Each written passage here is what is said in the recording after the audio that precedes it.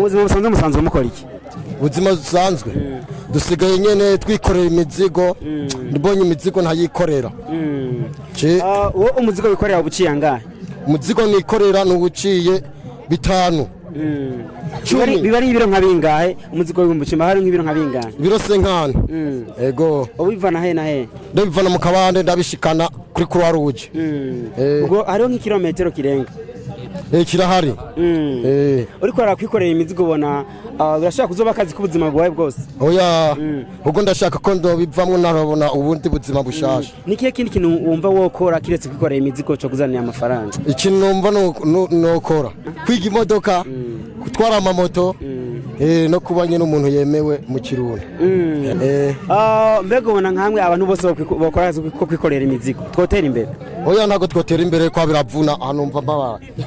Usaba iki abariko badukurikirana? Ikintu usaba ko mwumva n'ibihumbi 50 nundi ari yose noca ndandaza ibiyobe ibitumbura kuba ya mizigo nange ndayiruhuke ego cy'umwaka umwe noba nkora mvuga ati ndikorera ntarimwe ndarangura. Imbona kazoza y'Abarundi ivuga ngo